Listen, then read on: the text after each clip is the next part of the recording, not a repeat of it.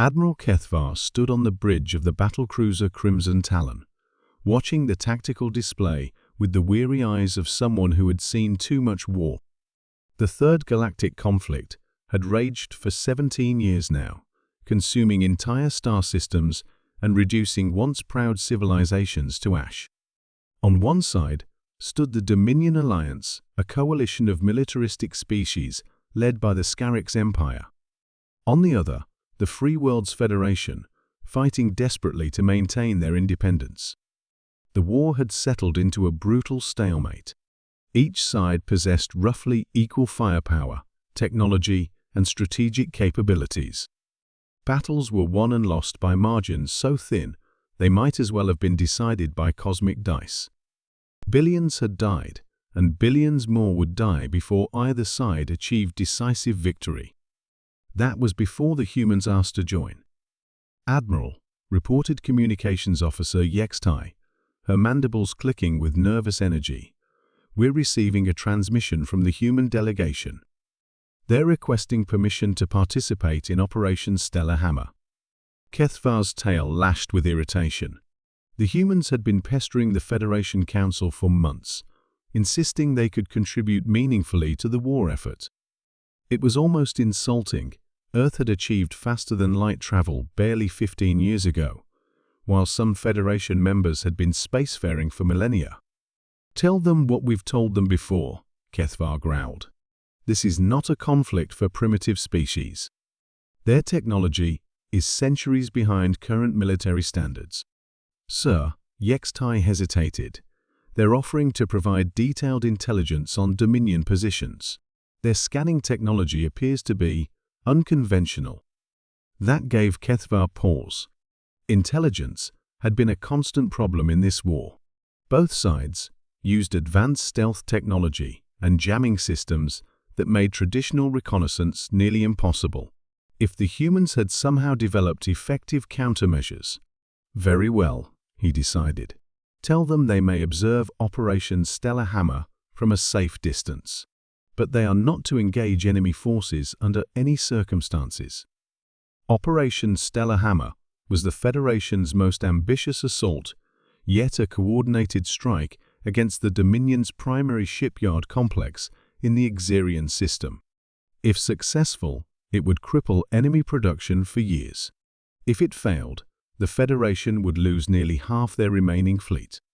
The human contribution to the operation was a single vessel, the Terra Nova, a ship so small it barely registered on Kethvar's sensors.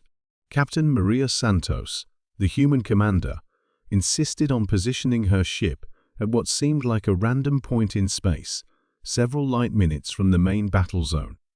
"Humans are in position," reported Tactical Officer Zorman, "though I cannot determine what they hope to accomplish from that location." The battle began exactly as predicted. Federation and Dominion fleets hammered each other with particle beams, antimatter torpedoes, and kinetic projectiles, while fighters swarmed through the chaos like metallic insects. The Dominion's defensive positions were formidable, their shipyards protected by overlapping shield grids and automated weapon platforms. 3 hours into the engagement, both fleets had taken massive casualties with no decisive result. Kethvar was beginning to contemplate withdrawal when Captain Santos's voice crackled through the communication array. "Admiral Kethvar, this is Captain Santos, requesting permission to begin our attack run." "Attack run?" Kethvar's crest flared in confusion. "Captain, you're nowhere near the engagement zone. What exactly do you intend to attack?" "The war, sir. Requesting permission to end this conflict." Before Kethvar could respond, his sensors detected something unprecedented. The Terra Nova had launched a single projectile, not a missile or torpedo, but what appeared to be a simple metallic rod, barely 2 meters long. The object accelerated at speeds that made his navigation computer scream error messages. "What is that thing moving at?" demanded Zorman, frantically working his console. "Impossible," Yextai whispered. "Sensors indicate the projectile is traveling at 0.87 light speed." No known propulsion system can achieve such velocities. Kethvar watched in stunned silence as the relativistic projectile crossed the light, minutes between the Terra Nova and its target in mere seconds. When it impacted the Dominion shipyard's central facility, the explosion was visible from 17 star systems away. The kinetic energy release was equivalent to the detonation of a stellar mass. The shipyard, its defensive fleet, the nearby moon, and a significant portion of the asteroid belt simply ceased to exist. The shock wave from the impact destabilized the system's star, causing massive solar flares that would render the entire region uninhabitable for centuries. In the stunned silence that followed, Captain Santos's voice came through the communication array again, now addressing the entire Dominion fleet. "This is Captain Maria Santos of the Terran Space Force. To all Dominion commanders, you have 30 minutes to withdraw from this system and transmit your unconditional surrender. Failure to comply will result in additional kinetic strikes against your remaining strategic assets." How? Kethvar found himself asking. How is such a weapon possible? "It's not really a weapon, Admiral," Santos replied. "It's basic physics. Accelerate any mass to near light speed, and Einstein's equations do the rest. We call them relativistic kill vehicles. The technology is actually quite simple. We just never thought anyone would be crazy enough to use it in practice." The Dominion response came within 27 minutes. Every enemy vessel in the system transmitted surrender codes and began withdrawing to neutral space. Similar surrenders arrived from Dominion fleets across the galaxy as word of the weapon spread through quantum communication networks. Admiral Yextai reported, her voice barely above a whisper, "We're receiving surrender transmissions from Dominion High Command. They're requesting immediate armistice negotiations." Kethvar stared at the tactical display, where 17 years of warfare had been ended by a single shot from a species barely 2 decades into space travel.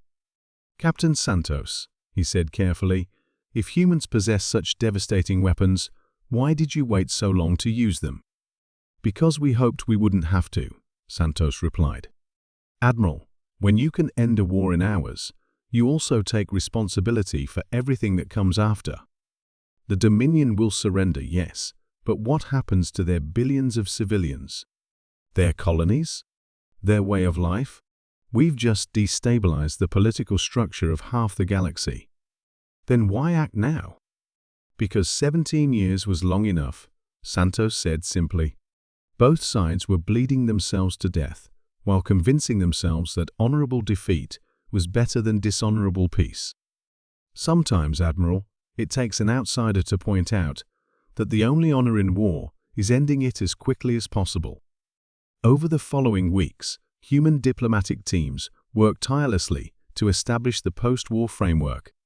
Rather than demanding tribute or territory, Earth insisted on establishing the Galactic Peace Accords, a treaty system designed to prevent future conflicts through economic interdependence and joint colonization projects. The galaxy discovered that humans possessed not just the capacity for devastating warfare, but the wisdom to understand its consequences. They had ended the war not through superior strategy or overwhelming force, but by making continued conflict impossible. Admiral Kethvar found himself serving on the new Galactic Security Council, working alongside former enemies to maintain the peace that humans had created in a matter of hours. When asked by younger officers about the lesson of the Third Galactic Conflict, his answer was always the same. Never underestimate a species that can end a war in hours, but chooses to spend months preventing the next one. The humans had joined the war, ended it with physics and mathematics, then spent the peace teaching the galaxy that the greatest military victory was the one that made future wars unnecessary.